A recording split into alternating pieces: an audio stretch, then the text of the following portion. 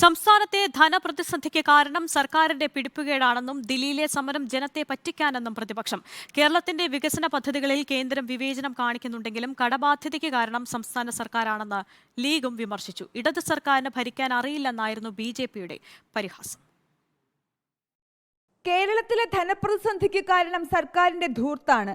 എല്ലാ പ്രശ്നവും കേന്ദ്രത്തിന്റേതാണെന്ന് വരുത്തി തീർക്കാനുള്ള സംസ്ഥാന സർക്കാരിന്റെ ശ്രമം പ്രതിപക്ഷം നിയമസഭയിൽ തന്നെ പൊളിച്ചതാണ്.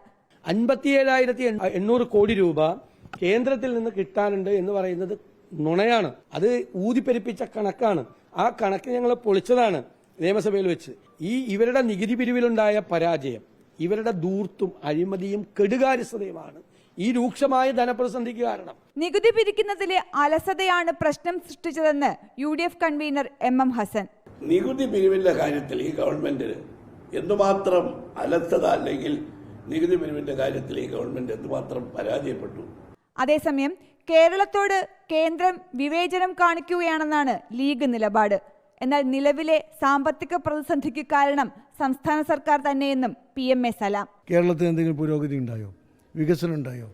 അതുകൊണ്ട് ഈ ഖജനാവിലെ പണം മുഴുവൻ എവിടെ പോയി?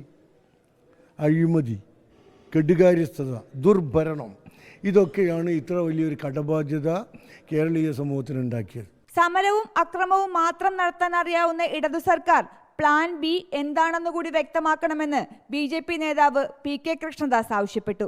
റിപ്പോർട്ടർ, തിരുവനന്തപുരം.